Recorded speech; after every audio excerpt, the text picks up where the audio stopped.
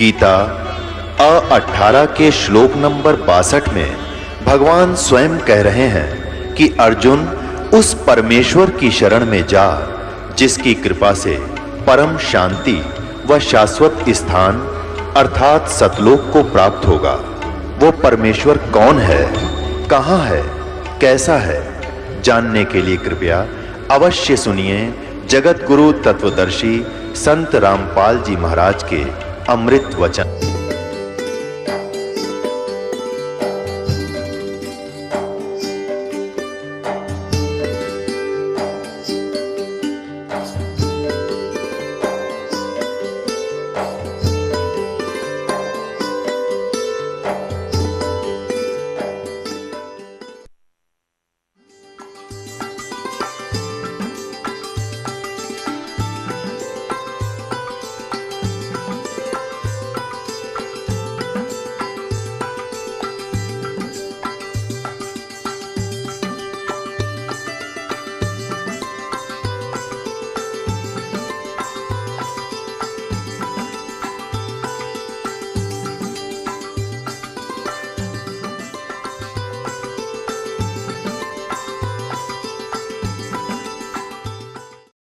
अब ये दो अक्षर जो सतनाम है दो अक्षर का, ये तो समझो बोकी है, श्वास उश्वास की।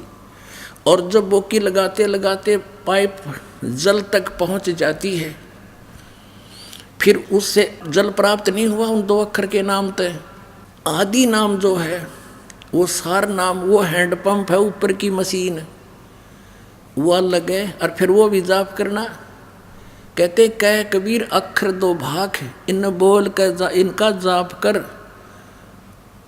और होगा खसम तलेगा राख। इनको देने वाला अधिकारी संत होगा, इन दो अक्षर के नाम को, तो भी तभी तुझे लाभ होगा। नहीं तो वहाँ जब धर्मराज के दरबार में जाओगे, झूठे गुरु से ले लिए और जाप कर रहे हो तो भी यूजलेस है। वहाँ दोनों सजा होगी, क्योंकि अनधिकारी से बनवाया हुआ पासपोर्ट भी आपको सजा करा देता है और बनाने वाले की भी सजा, दोनों पेटोगे इकट्ठे। तो ये क्या बताया है कि फिर उस आदि नाम सार नाम से वो जल पानी नीर ऐसे प्राप्त होगा। ये ओ सतपुरुष अकाल मूर्त सब स्वरूपी राम, इस 3 मंत्र के जाप आपको मिलेगा। उसमें अब 2 अक्षर का नाम कौन सा है और किन किन ने जाप किया है, थोड़ा सा हिंट यहाँ ये भी देना पड़ेगा। कबीर परमेश्वर जी किन किन महापुरुषों का आकर मिले, जिनको ये सतनाम का भेद बताया और गुप्त रखने की प्रतिज्ञा करवा ली थी कि यदि इस सतनाम को 2 अक्षर के नाम को तुमने सार्वजनिक कर दिया, इन काल के दूतां का हाथ लग जाएगा। और ये भी वही नाम देवेंगे फिर सभी अपने शिष्यों को। ये तो भोली आत्मा है, 5 नाम दे अड़ंगा, इसकी को भी स्वीकार किए बैठे हैं। और फिर जब ये बिचली पीढ़ी का समय आना था, काल को छक्के छुड़ाने थे काल के, तो हम पहचान नहीं करवा सकते कि वास्तविक मंत्र कौन से हैं और किन महापुरुषों ने जाप किया। जिन महापुरुषों को ये राधा स्वामी पंथ मुक्त मानते हैं और उनकी वाणी का समर्थन लेते हैं अपने सत्संगों में, वो क्या जाप करके पार हुए, और वही जाप हमने करना होगा, तभी हमारा मोक्ष होगा। आदरणीय नानक साहिब जी को परमेश्वर आए जिंदा महात्मा के रूप में बेई नदी पर मिले, वहाँ से सचखंड लेकर गए, उनको वापस छोड़ा और फिर उनको बताया था, सारी कहानी से परिचित करा दिया था कि पुण्यात्मा ये सतनाम है, ये 2 अक्षर का, ये तू जाप कर, लेकिन अभी किसी को मत बताना, नहीं तो बात बिगड़ जाएगी और ये आपके भाई बहन बच्चे काल के जाल में फंसे रह जाएंगे।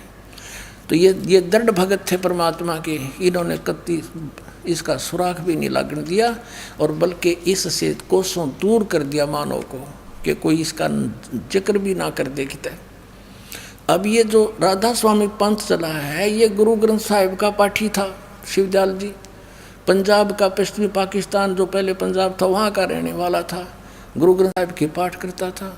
अगर गुरु ग्रंथ साहिब में यूँ नाम होता तो यूँ ये नाम शुरू कर देता, ये नकली।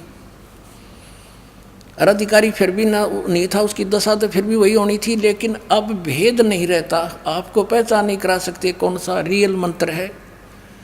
अब देखो आदरणीय नानक साहिब जी 2 अक्षर का कौन सा जाप करते थे। ये है सब तो बड़ी भाई वाले वाली जन्म साखी श्री एक ओंकार सतगुरु प्रसादी। ये कोड वर्ड है। एक ओंकार लिखने का क्या आवश्यकता थी? ये कोड वर्ड है। एक ओम और एक और, ये 2 अक्षर का सतनाम है। ये सतगुरु के प्रसाद से प्राप्त होगा। ई जन्म साखी अज तक छप चुकिया नालों वड्डी है, सब तो वड्डी ते पुरातन है। और भाई बाले वाली जन्म साखी श्री गुरु नानक देव जी दी और पंजे साहिब दी साखी ते 10 पातशाह दे जीवन समेत मुकम्मल साखियां हन। प्रकाशक हैं doctor Jawahar Singh Kripal Singh and company. और पुस्तकों वाली गली नंबर 8 बाग रामानंद अमृतसर, यहाँ से छपी है। अब इसके हम आते हैं समंदर की साखी पे। ये देखिएगा समंदर दी साखी और पृष्ठ 547 पर। ये बाला बोल रहे हैं, बालाजी बोल रहे हैं। बाला सिंधु वाच, बाला सिंधु बोले ताते है गुरु अंगद जी, जद गुरु नानक देव जी अजिते पासों विदिया होए। वहाँ से विदा हुए।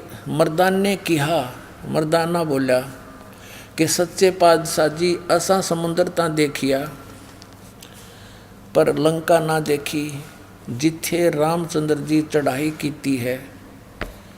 ता गुरु नानक जी कहा चलो भाई बाला ते मर्दाना तुहानू रंज नहीं करना, आँखी मीटो।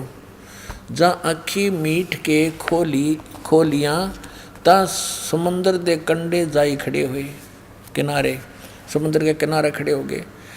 ते आखन लगे बाला ते मर्दाना मेरे पीछे पीछे चले आओ, मुखों वाहिगुरु वाहिगुरु कहंदे आओ। ते आगे आगे गुरु जी श्री नानक देव जी तुर पे और जैसे धरती ऊपर तुरदे सन उसे तरह समंदर ऊपर तुर पे। जा चले जाहन ते पीछे बाला ते मर्दाना जावन। ता मर्दाने कहा, ता मर्दाने विचार कीती कि गुरु नानक देव जी ओम सोहम जपदे जांदे हन। ये है पुण्यात्मा 2 अक्षर का नाम, सतनाम इसको कहते हैं। ता मर्दाना भी ओम सोहम लग्गा जपन और ते लग्या गोते खावन। ता गुरु नानक जी देखण, ता मर्दाना गोते खांदा है। ता गुरु जी कहा मर्दाना गुरु जी करनी वल नहीं देखना, गुरुदेव वचन पर चलना चाहिए। तू मर्दाना ओहे आँख जे असा आखिया है। ता मर्दाना फेर लगा वाहिगुरु करन कहन।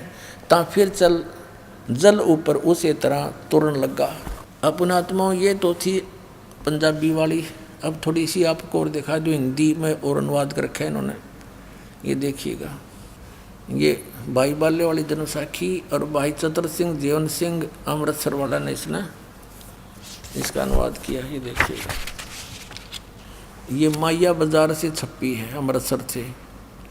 प्रकाशक हैं भाई चतर सिंह जीवन सिंह, बाजार माई सेवा अमृतसर, फ़ोन नंबर इतने इतने। अब इसमें भी आपको दिखाते हैं।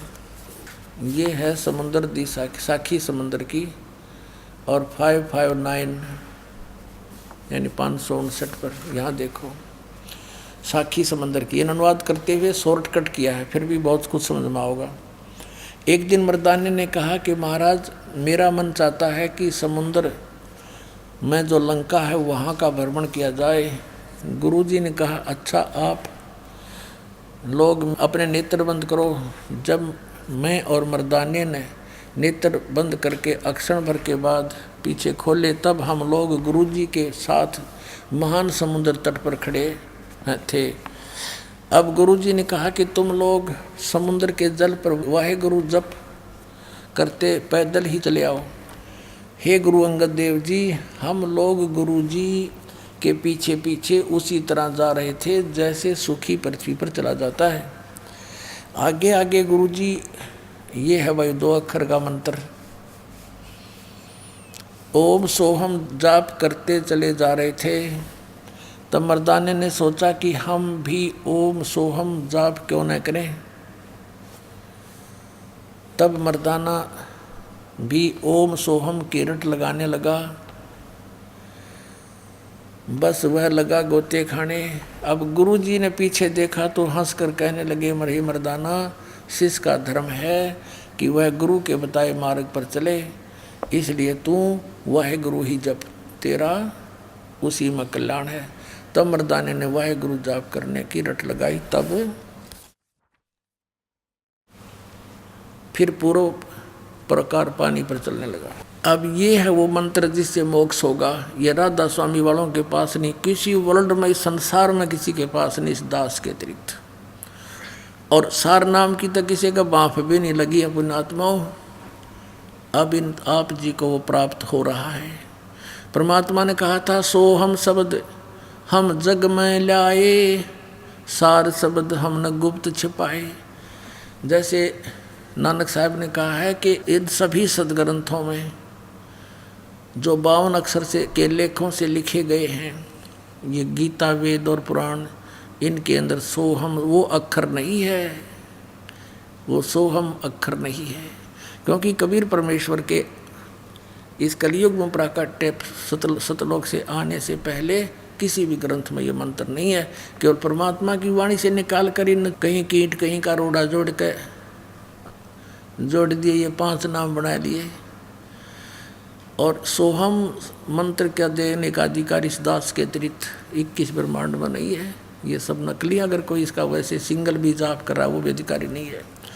तो कहते हैं नानक साहिब जी ने ये दोनों जाप किया। और आदि नाम अलग है, वो सार नाम न्यारा है, उसका जिक्र भी नहीं करना था। अब देखो नानक साहिब जी ने कैसा झटका दिया, ये भी प्रमाणित करना था आप जी के लिए कि नानक साहिब जी सिद्ध करते हैं कि मैं ये जाप करके मोक्ष प्राप्त हुआ। मुझे सार्वजनिक भी कर दिया, विधि नहीं बताई, और झटका भी मार दिया कि आने वाला हमारा अनुयायी इसके निकट भी ना जावे, कहीं काल के दूतां का हाथ लग जा। तो कितनी प्यारी आत्मा थी ये महापुरुष। इन्होंने कैसे चाल के साथ भूल भुलैया करके आज तक इस सच्चाई को और इस मूल मंत्र को और इस खजाने को तो आपके लिए सुरक्षित रखा। जैसे एक प्राण संगली नाम का ग्रंथ है, नानक साहिब जी की अमृत, उसके अंदर अपनी विशेष उसमें ज्ञान दिया है। जैसे कबीर साहिब का कबीर बीजक है, और उसमें ये मंत्र क्लियर लिखा हुआ 2 अक्षर का। आदि नाम सार नाम का भी उसमें संकेत है, क्लियर नहीं है। लेकिन अब उन गुरुजियों ने, जब अर्जुन देव जी 5वें गुरुजी इस सभी यानी आदरणीय नानक साहिब जी की महिला पहला की वाणी को, साथ में सभी अपनी भी और 3 और गुरुओं की, इन 5 की वाणी को जब संग्रह करके एक जलद बनाने लगे, गुरु ग्रंथ साहब की बीड़ बनाई, बीड़ बोलते हैं इसके। उस समय ये प्राण संगली कहाँ थी? नानक साहिब जी ने, एक राजा था सिंगलदीप का, शिवनाभ नाम था उसका, उसको कहा था कि ये मेरा शरीर है, यह मेरी देह है, और इसको किसी के हाथ ना लगने देना, संभाल के रखना। और क्योंकि वो राजा समर्थ था, उसको उससे कोई ले नहीं सकता था इधर उधर का कोई व्यक्ति, इसलिए वहाँ सुरक्षित रखी थी। पता था कि आने वाली पीढ़ी का ये काम आवेगी। अर्जुन देव जी ने वो मंगवाई भी, फिर उसको उसके अंदर देखा किस्मत यू मंत्र भी है, जिसको मर्दाना ने जाप कर दिया था, वो मर गया होता गुरु जी का आदेश ने। तो उसने उस घड़ा लिख रखा, उसमें बहुत प्रमाण थे कि जिस कारण से उस प्राण संगली को जल में प्रवाह कर दिया। आए है इसे अमृत ज्ञान को परमात्मा ने फिर दया करी, अपने प्रेरणा करी एक साधु भक्त में, प्रार्थना करके अर्जुन देव से कहा, भगवान मैं रख लूँगा इसको संभाल के, पढ़ लिया करूँगा एकांत में बैठ के, इसको दे दो मुझे। फिर वो निकलवा लिया। वो थोड़ा बहुत प्रमाण आज हमारे पास है। इसका प्रमाण थोड़ा सा और दिखाते हैं आपको। ये देखिएगा प्राण संगली, श्री गुरु नानक देव साहिब की प्राण संगली सटीपण, ये यहाँ से छपी है वेलवेडियर प्रिंटिंग प्रेस इलाहाबाद से, भाग 1। ये प्राण संगली सटीपण प्रथम भाग श्री गुरु नानक साहिब विरचित प्राणों का अपूर्व कवच, ये उन्होंने लिखा है। गुरुमुखी अक्षरों से भाषा अक्षरों में सटीपण सही तैयार करके गुरु साहिब के संक्षिप्त जीवन चरित्र समेत संपूर्ण संघ जी ने प्रेम प्रसाद रूप से अर्पण किया। ये संपूर्ण संघ जी ने ये इसका पंजाबी से हिंदी में लिखी है। ये प्रकाशक हैं Belvedere printing press, Motilal road Allahabad, Motilal Nehru road. अब इसमें देखिएगा निवेदन में ये है आवश्यक सूचना। गुरु नानक साहिब ने यह अपूर्व ग्रंथ प्राण संगली किस अवसर पर सिंगला द्वीप में वहाँ के परम भक्त राजा शिवनाभ जी को उपदेश करके बख्श दिया, और फिर उनकी 5वीं गद्दी के अधिकारी गुरु अर्जुन देव जी ने उसे कैसे संगल द्वीप से मंगाया और किस कारण से उसे गुरु ग्रंथ साहिब के संग्रह से अलग रखा, इसका वर्णन गुरु नानक साहिब जी के जीवन चरित्र में दूसरी यात्रा के आखिरी हिस्से में और टिप्पणकार के निवेदन में लिखा है। गुरु नानक साहिब ने यह अनमोल ग्रंथ, इस अनमोल ग्रंथ का नाम प्राण संगली क्यों रखा, यह तो पक्के तौर पर वही कह सकता है जिसकी गति उनकी सी हो। किस कारण को तो वही बता सकता है जो उन जैसा ही उन जैसी ज्ञानवान हो। तो भी कुछ लखावा उसका उनके इस वचन से होता है जो निज मुख से उन्होंने राजा शिवनाभ से कहा। पुण्यात्मा आँखों में पानी आ जाता है ये मार्मिक वचन पढ़कर श्री नानक साहिब जी के। देखिएगा, ई ग्रंथ मेरी देह है, मेरा स्थूल रूप है, प्राणों मेरिया का संग्रह कहो कवच है, और जगत समुद्र का ई पुल है, संसार से पार होने का। इसके अंदर बहुत मटेरियल लिख दिया, मैटर लिखा मैंने। संसार सागर से पार करने का पुल है। ई प्राण संगली में तैनू बख्शी है, तुझे बख्शीश दे दी है। ई अदर वस्तु है, सोते जरी है, यानी तू इसका अधिकारी पाया मुझे। ई प्राण संगली अमृत प्रभा है, तेरे मुख विखे प्रवेश हुई है, होर 3 लोकां विच इस वस्तु ਨੂੰ संभालता कोई नहीं, ताते प्राणों विखे प्राण संगली रखनी।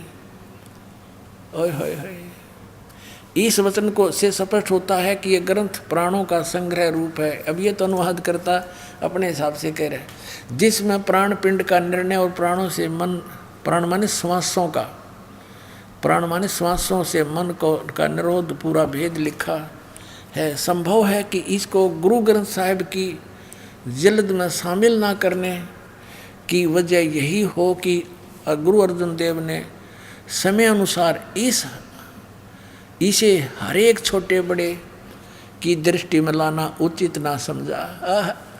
ये स्पष्ट है कि इस ग्रंथ को गुरु अर्जुन देव जी ने जो 5वें पीढ़ी गद्दी पर थे कि छोटे बड़े की नज़र में लाना उचित नहीं समझा। ये बिल्कुल सही था, क्योंकि इसके अंदर वो सतनाम था जिसके जाप करने से मर्दाना डूब गया होता।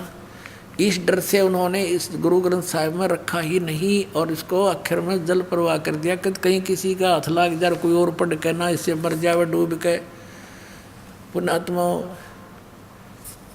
अब देखो काल कैसे जाल फैला रहा था, नाश करना चाहता इस अनमोल ग्रंथ का, और यूँ मिल गया हमने। आगे देखो इसमें क्या लिखा है। अब देखो इसमें निवेदन है,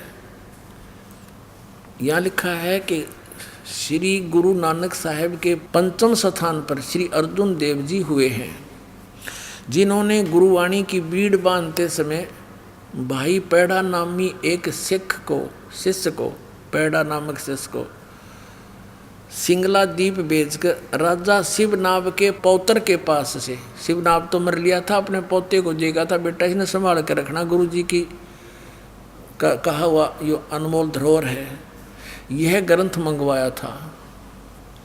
और जिसे किसी कारण से श्री गुरु ग्रंथ साहिब की बीड़ में रखना उचित न समझकर सर्वथा ही जल प्रवाहित कर दिया था।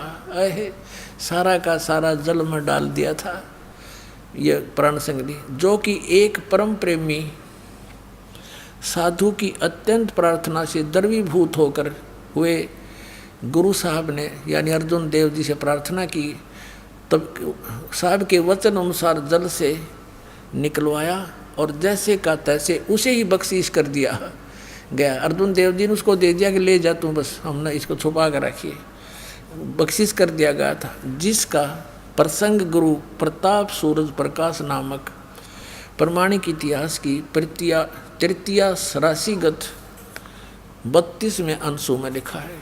अपने आत्माओं यो खजाना आपके लिए रोक रखा था। आप वो पुण्यकर्मी प्राणी हो जो मनुष्य शरीर प्राप्त करके और इस नाम का सतनाम को प्राप्त कर चुके हो। उसके बारे में कहा कि लख बर सूरा जूझ ही लख बर सावत दे, लख बर यति जहान में तब सतगुरु शरणा ले। अब ये 2 अक्षर का मंत्र नानक साहब जी जाप करते थे, क्लियर हुआ। सार नाम गुप्त है, उसका तो किसी ने वेद भी नहीं लागण दिया इन महापुरुषों ने, इस दास के ऊपर मेहर करी परमात्मा ने। फिर आदरणीय धर्मदास साहिब जी को यही मंत्र दिया था परमात्मा ने, ओम सोहम शब्द प्रकाशा। और आदरणीय घीसा दास साहिब जी ने अपनी वाणी में कहा है, ओम सोहम जप ले भाई राम नाम की यही कमाई। ये नाम है असली मंत्र, यू है राम का नाम। ओम सोहम राम नाम जप कर थर होई, ओम सोहम मंत्र दोई। राम नाम जप कर थर होई, थर माने स्थाई स्थान सतलोक प्राप्ति कर सकते हो। और ये ओम सोहम मंत्र दो, ये है 2 अक्षर के मंत्र। आदरणीय गरीबदास साहिब जी कह रहे हैं जिनको भगवान मिले थे, ये मंत्र दिया था स्पेशल। सोहम शब्द हम जग में लाए सार है, और सार शब्द हमने गुप्त छिपाए। नामा छिपा ओम तारी, पीछे सोहम वेद विचारी। सार शब्द पाया जद लोई, आवागमन बहुर ना होई।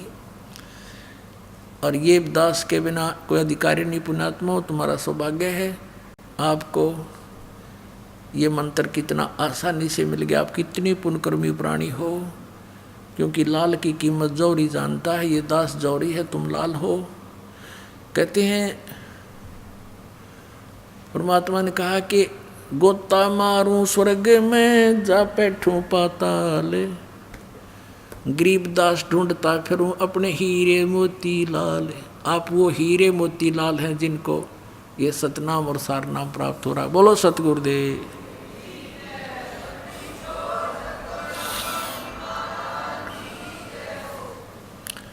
परम पिता परमात्मा पूर्ण ब्रह्म पूर्ण परमात्मा जो असंख्य ब्रह्मांड के स्वामी हैं, कुल के रचनहार हैं, हम सभी आत्माओं के वो पिता हैं, वो सत्य पुरुष हैं। वो कहाँ रहते हैं? सचखंड में रहते हैं, सतलोक में रहते हैं। वो अमर स्थान है, अविनाशी स्थान है, वो अविनाशी ही भगवान है। सतलोक के अंदर परमात्मा मनुष्य जैसे शरीर में, तेजो में शरीर में विराजमान है, नर आकार है। उनके एक रोमकूप में करोड़ सूर्य मिला दे, करोड़ चंद्रमा। उनकी रोशनी भी परमात्मा के एक रोमकूप की रोशनी से न्यून है, कम है। ऐसा तेजो में शरीर उस परमेश्वर का है। वहाँ पर ऐसी ही सृष्टि है जैसी यहाँ आप देख रहे हो, लेकिन वहाँ अकाल नहीं गिरता, वहाँ कोई काल नहीं गिरता, यानी सूखा नहीं होता, फ्लड नहीं आती। वहाँ का जो वातावरण है वो एक जैसा सुहाना रहता है। वहाँ बने शरीर ये 5 तत्वों के नहीं हैं, नाड़ियों का तंत्र उसमें नहीं है, वो एक तत्व से बने हुए होते हैं। उसमें वृद्ध अवस्था नहीं होती, वहाँ कोई रोग नहीं है, राग द्वेष नहीं है, क्योंकि वहाँ सभी को समांतर सुविधाएं प्राप्त हैं। कोई ऊंच नीच नहीं है एक मालिक को छोड़ के। हम पहले वहीं रहा करते थे। यहाँ कोई चींटी है, मच्छर है, जीवाणु है, उन सब के वहाँ पर अलग अलग बहुत बड़े महल बने हुए हैं और आज वो खाली पड़े हैं। हम अपनी मूर्खता से, अज्ञानता से, गलती से उस सुख को त्याग कर इस काल भगवान के साथ यहाँ आ गए। इसने यहाँ हमारा बहुत दुरुपयोग कर रखा है। ये हमारे साथ बहुत दुर्व्यवहार कर रहा है।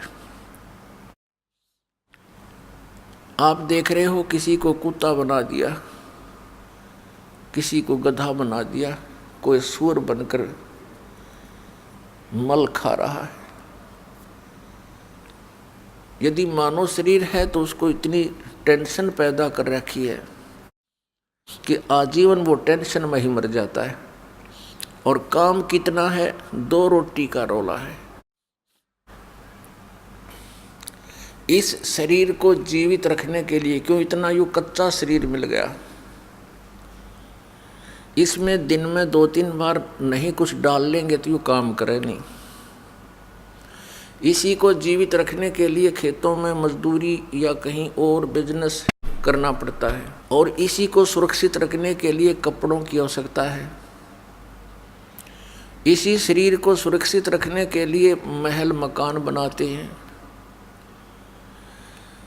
अब ये अनिवार्य भी है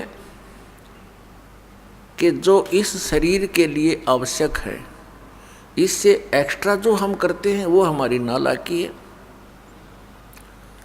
बड़ी बड़ी कोठियाँ बनाते हैं, एक में भी संतुष्टि नहीं है, 2 बनाते हैं, 3 बनाते हैं, और बनाते ही बनाते मर जाते हैं, और फिर भटकते फिरते हैं कुत्ते और गधे सुअर बनकर। ये हमें ऐसे मूर्ख बनाए हुए हैं। जो मूल कार्य इस जीवन का है उससे वंचित रखता है। यदि किसी की प्रेरणा भी बनती है कि मैं भक्ति करूं, क्योंकि आत्मा परमात्मा के बिना रह नहीं सकती। वो भिन्न बात है कि जो नास्तिक हो चुके हैं उनके अंदर वो प्रेरणा दब चुकी है, नाश नहीं हुआ है, वो दब चुकी है, क्योंकि वो ऐसे माहौल में रहते हैं, ऐसे वातावरण में रहते हैं, वहाँ के सभी लोग उसी विचारों के होते हैं, तो उनकी वो भावना और दबती ही चली जाती है। यदि वे व्यक्ति भी सत्संग के अंदर आएंगे तो उनके अंदर दबी हुई वो भावना, परमात्मा पाने की प्रेरणा फिर से अंकुरित हो जाएगी।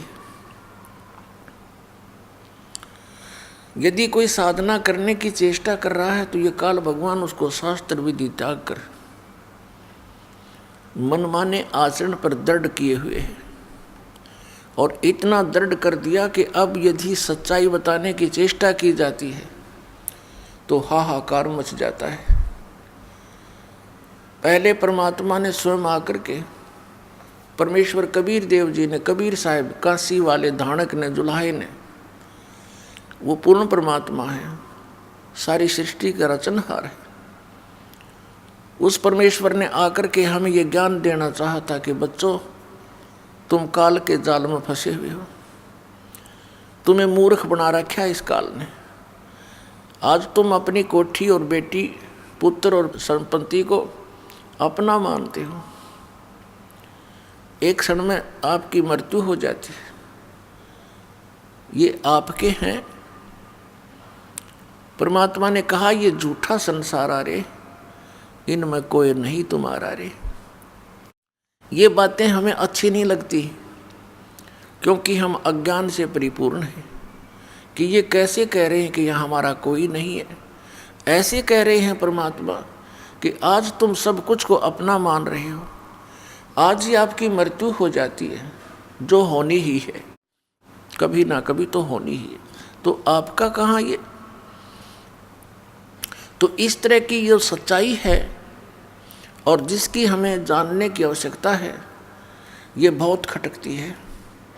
फिर दूसरा ये कहा जाता है कि जो पूजाएं आप कर रहे हो ये पूजाएं ठीक नहीं, ये किसी काम की नहीं है, क्योंकि ये शास्त्रों में प्रमाणित नहीं है, सदग्रंथों में वर्णित नहीं है। उन महापुरुषों ने जिन्होंने परमात्मा पाया है, उन्होंने ये मंत्र जाप नहीं किए जो तुम कर रहे हो, उन्होंने ये साधनाएं नहीं की जो आप जी कर रहे हो, इसलिए आपकी साधना व्यर्थ है। तो इससे एकदम हलचल मच जाती है।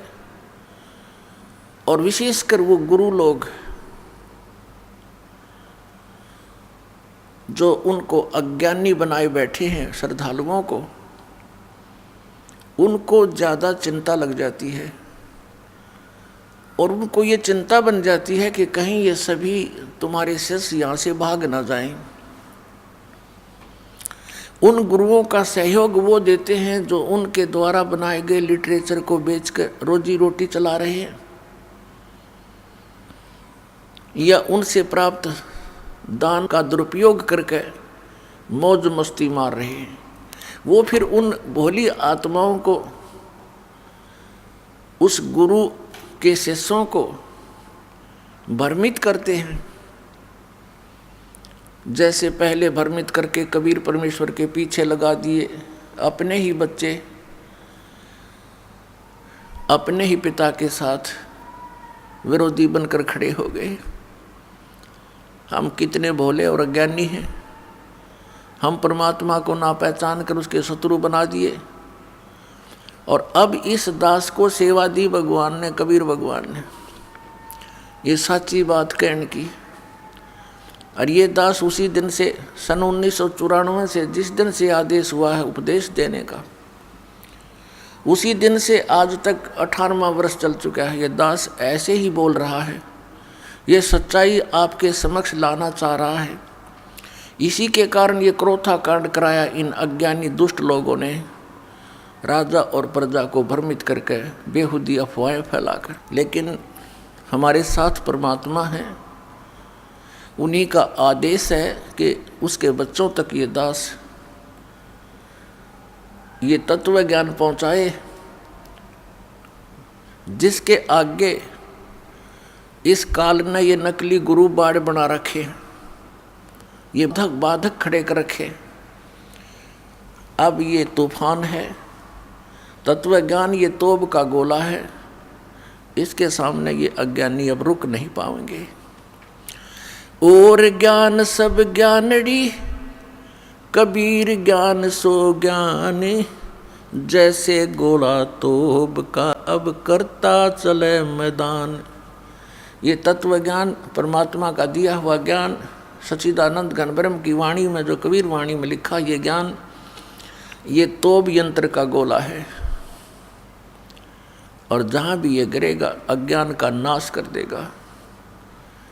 अब ये गोले डाले जा रहे हैं, घर घर में संदेश भेजा जा रहा है, ज्ञान गंगा पुस्तक परमात्मा के बच्चों तक पहुंचाई जा रही है।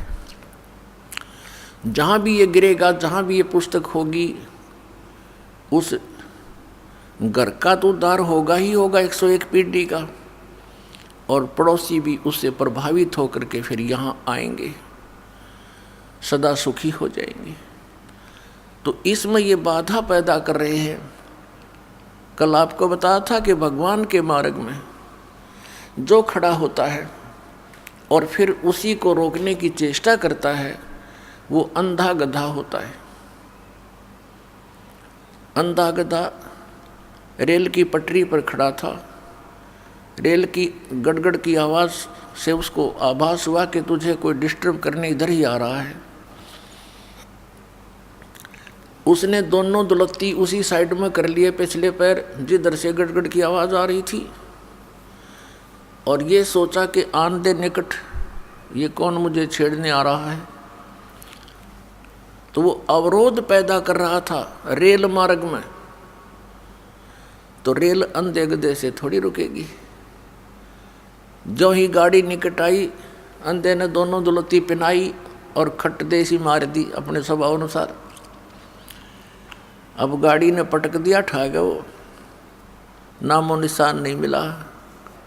अंधा गधा था हिरण्यकशिपु, अंधा गधा था कंस, अंधा गधा था रावण, और अंधे गधे वो होंगे जो इस मार्ग में खड़े होकर के अवरोध पैदा करेंगे। ये देख लेना पुण्यात्मा, क्योंकि ये परमात्मा का मार्ग है।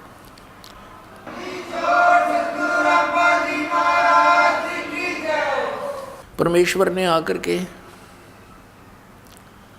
ये तत्व ज्ञान दिया था,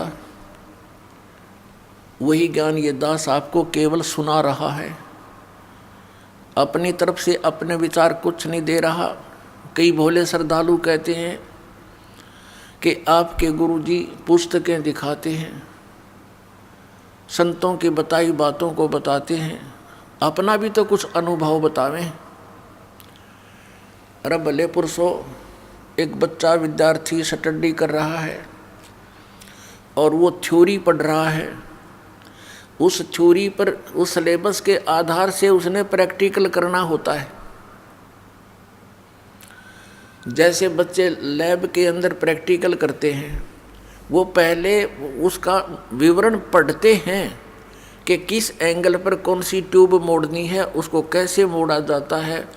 एक लैंप हो, सेपरेट लैंप हो, फिर एक पाइप को ऐसे गर्म करे, धीरे धीरे ऐसे करे, वो पहले लिखा होता है, उसके आधार से फिर प्रैक्टिकल करना होता है।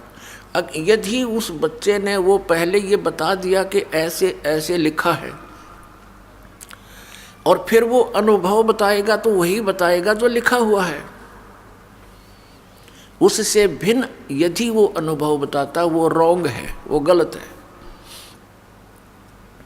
जिन महापुरुषों ने परमात्मा पाया, आदरणीय धर्मदास साहिब जी को परमेश्वर कबीर जी स्वयं आकर मिले थे जिंदा महात्मा के रूप में मथुरा में। आदरणीय मुलुकदास साहिब जी को मिले थे उसके गांव में, ऐसे ही एक जिंदा महात्मा के रूप में सत्संग कर रहे थे। आदरणीय दादू साहिब जी को मिले जिंदा बाबा के रूप में। आदरणीय नानक साहिब जी को मिले जिंदा बाबा के रूप में बेई नदी पर। आदरणीय गरीबदास साहिब जी को मिले गांव छुडानी, जिला झज्जर, हरियाणा के अंदर खेतों में, जब वो गायें चरा रहे थे, गौवें चरा रहे थे, 10 वर्ष के बालक थे। आदरणीय घीसा साहिब जी को मिले गांव खेकड़ा, जिला मेरठ, उत्तर प्रदेश में, और इस रामपाल दास को मिले हरियाणा में।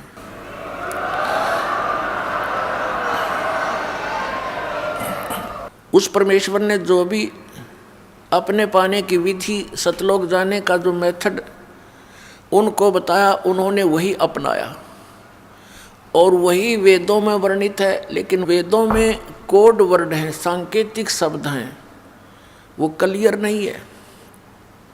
उसके लिए यजुर्वेद अध्याय नंबर 40 के श्लोक नंबर 10 से लेकर 13 में, श्रीमद् भगवत गीता अध्याय नंबर 4 के श्लोक नंबर 32 और 34 में ये स्पष्ट किया हुआ है कि जो सच्चिदानंद घन ब्रह्म की वाणी में इन यज्ञों की जानकारी, यज्ञ माने धार्मिक अनुष्ठानों की जानकारी विस्तार पूर्वक कही गई है, वो तत्व ज्ञान है। सच्चिदानंद ब्रह्म ने मुखे सच्चिदानंद घन ब्रह्म की वाणी में, यानी परमेश्वर ने स्वयं आकर के जो ज्ञान बताया है, उनके मुख कमल से बोली गई वो वाणी कबीर वाणी में जो ज्ञान लिखा वो तत्व ज्ञान है। और वो परमात्मा चारों युगों में आते हैं, चारों युगों में ऐसी वाणी बोलते हैं। वो सूक्ष्म वेद होता है, वो तत्व ज्ञान होता है, वो कबीर वाणी होती है। चौथे अध्याय के 34वें श्लोक में कहा कि उस तत्व ज्ञान को, और यजुर्वेद अध्याय नंबर 40 के श्लोक नंबर 10 से 13 तक यही प्रमाण दिया है कि उस तत्व ज्ञान को तू तत्वदर्शी संतों के पास जाकर समझ। उनको दंडवत प्रणाम करने से, कपट छोड़कर प्रसन्न करने से वह तत्वदर्शी संत तुझे परमात्मा के बारे में जानकारी देंगे। इससे सिद्ध हो गया कि वेद ज्ञानदाता और गीता ज्ञानदाता यू एक ही है, ये ब्रह्म है, ये काल है। और श्री कृष्ण जी में प्रवेश करके तो इसने गीता जी बोल दी, चारों वेदों का सारांश, कुछ अपना भी इसने अटकल अड़ाई है। और वेद ज्ञान प्योर है, कोरा है, सही है, क्योंकि ये पूर्ण परमात्मा कबीर देव द्वारा इसके अंतःकरण में कंप्यूटर में फीड कर दिया था, इसके कंप्यूटर में। और फिर इसने बाहर डाउनलोड कर लिया। वो बाहर निकला, जैसे माता को गर्भ होता है, फिर समय आने पर अपने आप वो बाहर आ जाता है। इसी प्रकार परमात्मा ने इसी उद्देश्य से इसके अंतःकरण में, काल के ब्रह्म के अंतःकरण में ये 500 वेद भर दिए थे। उसका समय निर्धारित कर दिया था। उस समय ये अपने आप इसके श्वासों के द्वारा बाहर आ गए। अपने आत्मा, अगर आज से 50 वर्ष पहले ये बात दास कहता कि श्वासों के माध्यम से बाहर आ गए ये इतने वेद, तो शायद नहीं जचती किसी का झूठ बोल रहा है। अब आप देख रहे हो इंटरनेट कैसा लगा, ये तो मैन मेड है और ये गॉड मेड शरीर, इसमें तो ऐसे इंस्ट्रूमेंट है विज्ञान 100 जन्म भी नहीं ढूंढ सकती। तो वो कहाँ से कहाँ आते हैं, एक मोबाइल से दूसरे मोबाइल में ना कोई तार है, ना कोई कनेक्शन है, ब्लूटूथ के माध्यम से या वैसे मैसेज के माध्यम से पूरी की पूरी फिल्म, पूरे के पूरे कई घंटों के प्रवचन एक दूसरे में चले जाते हैं। तो अब इसको समझना बहुत आसान हो गया है। तो श्वासों के माध्यम से ये बाहर आए, बाहर आते ही ये एक सुंदर कागज के रूप में उपलब्ध हुए उसके ऊपर। अब फिर ये अनाड़ी ने के उसमें कागज कहाँ से आ गया? अरे कमाल की बात करते हो। एक तरफ वो कहते हैं कि भगवान ने आदमी बना दिए और युवा बना दिए। जब परमात्मा आदमी बना सके है तो कागज और ये बनाते उसने कम सी देर लगेगी? जो सारे ब्रह्मांड रच सकता है, और वो कागज तुम बना नहीं सकते जो मालिक भेज दे। तो ऐसा ही हुआ था। इस ब्रह्म ने उनको पढ़ा था और उसने देखा कि ये 5वां जो वेद है, सूक्ष्म वेद, इसके अंदर तो पूरा ही ज्ञान दिया हुआ है। और इसको, इन प्राणियों को जो मेरे अंतर्गत फंसे हैं, इनको ये ज्ञान हो गया तो ये भाग जाएंगे यहाँ से। उसको उसने खत्म कर दिया और 4 वेद दे दिए जिसमें सांकेतिक शब्द हैं अधिक। तो जिस कारण से उस परमेश्वर ने उस नष्ट किए हुए ज्ञान को स्वयं देने के लिए आना पड़ता है, उसी उद्देश्य से वो परमात्मा यहाँ आए। तो कहने का भाव ये कि इन वेदों में और गीता में जो कुछ भी लिखा है, वेदों में लिखा है वो बिल्कुल सही है। गीता जी में जो लिखा है इसने कुछ अपनी अटकल भी अड़ा दी, क्योंकि ये इसने वेदों का ज्ञान प्लस में युद्ध करवाने के लिए जो अटकलबाजी की वो भी अंदर घुसोड़ रखी है। कैसी कर रखी है इसने कि एक तरफ तो कहता है कि अर्जुन तू लाभ हानि छोड़ के, दूसरे अध्याय के 37 और 38 श्लोक में श्रीमद् भगवत गीता में, लाभ हानि को भूलकर, लाभ हानि की चिंता छोड़कर युद्ध कर ले। और अगले ही श्लोक में लाभ हानि खुद याद दिला रहा है कि यदि तू मारा गया युद्ध में तो स्वर्ग में जाएगा, और यदि युद्ध जीत गया तो पृथ्वी का राज भोगेगा, तेरे दोनों हाथों में लड्डू। तो इस तरह की जो अटकलबाजी ये काल की अपने सतर की है। और श्रीमद् भगवद गीता अध्याय नंबर 3 के श्लोक नंबर 6-7 में ये स्पष्ट करता है कि यदि तू एक स्थान पर बैठा रहा, हठ योग करेगा, तो अर्जुन तेरा निर्वाह कैसे होगा? इसलिए काम भी कर, तू कर्म सन्यासी बन। ये तो है वेद ज्ञान। ये वेद ज्ञान कैसे है, क्यों है, कैसे जाना? कि यजुर्वेद अध्याय नंबर 40 के श्लोक नंबर 15 में लिखा है कि ओम कर्तु समर किल्वे समर कर्तुम समर। ब्रह्म का जाप है ओम। इस ओम का जाप काम करते करते सिमरण कर, विशेष कसक के साथ सिमरण कर, और मनुष्य जीवन का परम कर्तव्य जानकर सिमरण कर। तो ये सिद्ध हो गया कि काम करते करते सिमरण करना। फिर इसने आगे लिखा है 6 अध्याय के 9 और 10 श्लोक में कि एक स्थान पर बैठ के मृगछाला बिछा के एकांत स्थान पर, वो आसन ना घना ऊंचा हो ना नीचा हो, अपनी नाक के अगले भाग पर देखे, इस प्रकार ध्यान लगावे। ये इसकी अपनी बकवाद है, अटकलबाजी। तो जो वेदों से मेल खाता है गीता का ज्ञान, वो ओके है, सही है।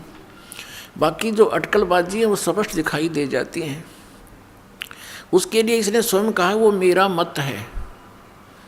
जहाँ ये कहता है ये मेरा मत है, तो इसका अपना विचार है, शेष वेद ज्ञान है। तो वेदों से ही ये संक्षिप्त है। तो वेदों और गीता में उस परमेश्वर के पाने की विधि क्लियर नहीं है। इसलिए परमात्मा कबीर जी, कबीर परमेश्वर, सारी सृष्टि के रचनहार, हमारे पिता, हम दुखियों को वो ज्ञान देने आते हैं और बताने आते हैं कि बच्चों तुम मेरी संतान हो, और इस विधि से तुम यहाँ भी सुखी रहोगे जब तक तुम जीवित रहोगे। यहाँ आपको आवश्यक वस्तुएं उपलब्ध होंगी, लेकिन इतना भी ज्ञान उन्होंने दिया कि आवश्यकता से अधिक यदि तू डिमांड करता है फिर तू भक्त नहीं, फिर भक्ति नहीं चाहता, तू तो केवल माया ही कलेक्ट करना चाहता है। और माया को परमात्मा आपकी शत्रु बताता है। आप जी यहाँ पर अंडर ट्रीटमेंट है, और किसी को हाई ब्लड प्रेशर हो और वो व्यक्ति नमक और घी की डिमांड करे, तो डॉक्टर अलाउड नहीं करेगा। मरना हो तो खा ले भाई, लेकिन डॉक्टर नहीं कहेगा। हाँ, डॉक्टर इतना कहता है कि कुछ कम ले, जिसकी स्थिति ठीक हो जाती है कि थोड़ा ले। तो आपको आवश्यक वस्तुएं तो उपलब्ध कराएंगे परमात्मा, अनावश्यक आप डिमांड करोगे तो नहीं दी जाएगी। और आप केवल वही चाहते रहोगे तो फिर आपकी या भक्ति नहीं चल पाएगी। आपको इस तत्व ज्ञान के अभाव से, क्योंकि ये डिमांड वही कर सकता जो तत्व ज्ञान से परिचित ना होता, इस पर दृढ़ता नहीं आती, तो फिर आप मांगते ही रहोगे, वो वस्तुएं मांगते रहोगे, भगवान आपको देगा नहीं, आप यहाँ से भाग जाओगे। फिर आपके साथ क्या बनेगी? और बुरी बनेगी। क्या बनेगी? कि जिस व्यक्ति ने यहाँ रह करके 1 वर्ष, 2 वर्ष, महीने, 2 महीने, 6 महीने सतनाम प्राप्त कर लिया या नहीं किया, प्रथम मंत्र को भी छोड़ जाते हैं, तो इनसे आपकी बहुत भक्ति कमाई संग्रहित हो जाती है, संचित हो जाती है। वो भक्ति तो परमात्मा अपने विधान से आप जुड़वा रहा था कि इस भक्ति की शक्ति से ही तुम सतलोक जा सकोगे, और आप मांगते रहते हो अननेसेसरी थिंग, अनावश्यक वस्तुएं, तो वो आपको नहीं देगा। तो जिस कारण से आप डिमांड पर डिमांड रखते हो, फिर वो परमात्मा जानबूझ करके ये इसकी दुश्मन बन जाएगी आगे चलकर, वो नहीं देता है। तो आप तत्व ज्ञान के अभाव से, परमात्मा के इस ज्ञान पर अविश्वास होने के कारण छोड़ जाते हो। फिर आप गल के बूंदी बनेगी, आप काल के फंस जाओगे। अब काल के पास तो कोई है नहीं, वो तो आपकी की हुई क्रिया आपको ही देता है। अब जो आपने 1 वर्ष 2 वर्ष 4 वर्ष 5 वर्ष यहाँ रह करके जो भक्ति की, वो तो आपके साथ थी। परमात्मा तो उसको चाहता था ये बर्बाद ना करे। और जिस धनी का बेटा 1-2 लाख रुपये ले रहा हो, पिताजी तो उसको गाइड करता, बेटा तू बर्बाद ना कर, अच्छी तरह लगा, सुरक्षित रख, डिपॉजिट करा दे कि तेरे आगे दुगने बन जाएंगे। और वो फंस जाता किसी खलनायक के, उसी के पैसों से आप भी मौज मारे और उसके पैसों से फिर सारी शराब पीवे, सिनेमा देखे, कार खरीद ले, फिर सैर सपट्टे करता अंडे, और वो जीरो हो जाएगा फिर कुछ दिनों में। तो यहाँ से गया हुआ प्राणी काल का फंस जाएगा। और वहाँ उसको फिर क्या होगा, वो जो वस्तु मांगने लगता है वो धीरे धीरे उसको मिलनी शुरू हो जाती है। कार भी हो जाएगी, कोठी भी हो जाएंगी, और वो यूँ सोचेगा मैंने नाम भी छोड़ दिया, मेरा के बिगड़ गया, मैं तो दूना सुखी हो गया, न्योना मेरा, तेरा तो सत्यानाश हो गया, तेरा तो नाश हो गया, कति बात बिगड़ गई, तेने तो नाश कर लिया अपने बना बनाए काम का, इसे फंड तो संगदनम हो गए करत्या ने। अगर ईश्वर ने तो सुख मान रहा है तो फिर आने की आवश्यकता ही नहीं थी तेरी। तो पुण्यात्मा, उसके आधार से मनमाने स्वर्ग में भी देवता बन जाएगा। ये इतनी जबरदस्त कमाई बन रही है आपकी। लेकिन पुण्यात्माओं, इसमें टायर पंचर मत करियो। ये हवा ही आपके अंदर भरी जा रही है, यही आपकी गाड़ी को लेकर सतलोक जाएगी। और आपने यही इसमें से दूसरों का हवा भरनी शुरू कर दिया, आशीर्वाद देने शुरू कर दिए, तो आप भी यहीं रह जाओगे। आपको चाहिए सभी बच्चों को, माता पिता, पुत्र पुत्री, रिश्तेदारों को भी कभी आओ तो आप भी हवा भरवा लो। सतलोक आश्रम बरवाड़ा में भरी जाती है, अपने टायर में तो क्यों दूसरे का डाला, दोनों कंडम। तो इस प्रकार पुण्यात्माओं, कुछ सावधानी से काम लो। जैसे माता गर्भ को रखे यत्न बनाए, ठेस लगे ते छन्न होवे, तेरी ऐसी भक्ति नसावे। जैसे किसी बहन को गर्भ रहा हो और वो उसको कितना सुरक्षित रखने की चेष्टा करती है। रात्रि के समय करवट लेते समय भी वो चिंतित हो जाती है कि कहीं मेरे बच्चे को कोई दबाव ना लग जाए, ये खराब ना हो जाए। ऊंचे नीचे में पैर रखते समय भी ध्यान से रखती है, कहीं ठेस लग के बच्चा ना गिर जा। तो पुण्यात्माओं, आपको जिस दिन उपदेश मिल गया, आपके अंदर भक्ति बीज गिर गया। अब इस भक्ति बीज को ऐसे सुरक्षित रखना है आपने, इस भक्ति रूपी लाल को, जैसे माता गर्भ को रखे यत्न बनाए, और ठेस लगे तो यानी झटका लग गया तो छन्न होए, क्षीण हो जाएगा, नष्ट हो जाएगा, ऐसे भक्ति जावे। तो इस प्रकार आपने इस भक्ति को बड़ी सावधानी से बना के रखना है। सौभाग्य आपका कि आपको ये वस्तु मिल गई। उस उलझे हुए अज्ञान से ये तत्व ज्ञान बना के, 9 मन सूद सुलझा के आज आपके समक्ष रख दिया। अब सुलझे हुए सूत को तो फिर मिनट लगे, कपड़ा बनाते समय मिनटों में तैयार हो जाएगा।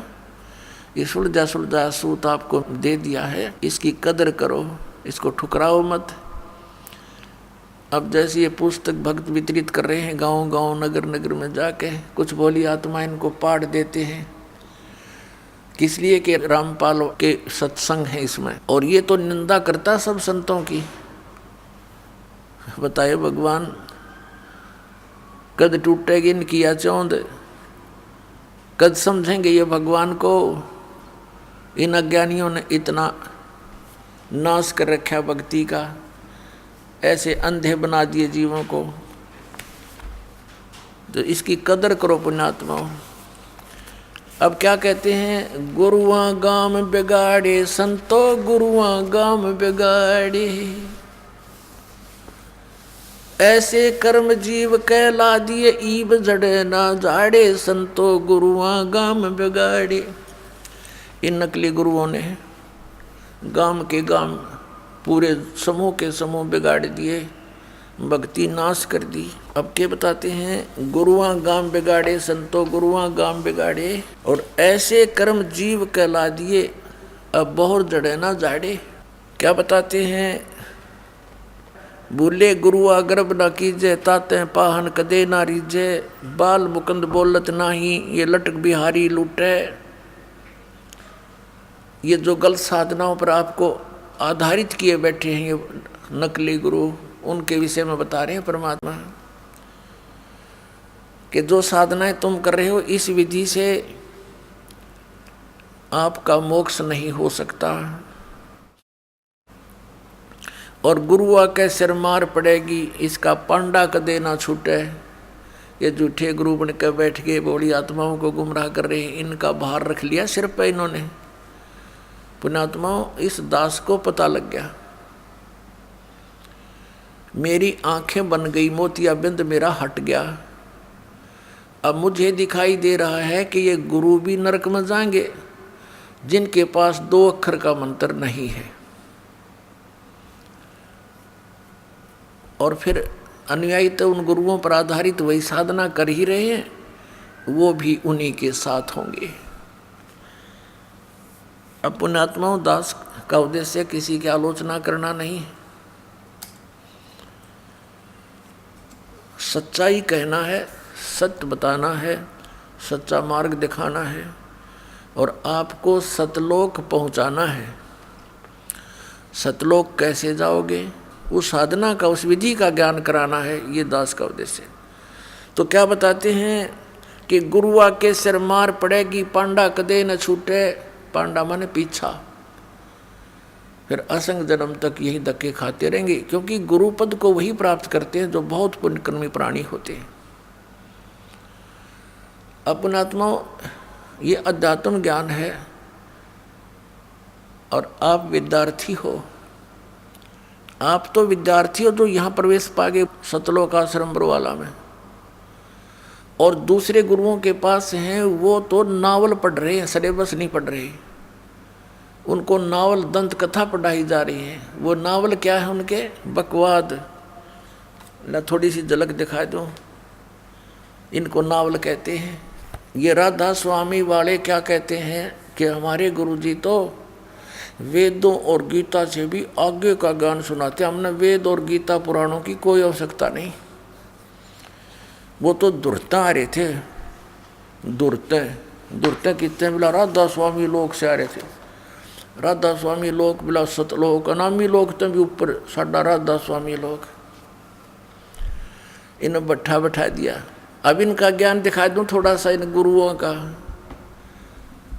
ये क्या बकवाद गढ़ा करते, ये आउट ऑफ सिलेबस नावल पढ़ाया करते, और वो नावल भी ऐसे जिनका कहीं सिर पैर नहीं।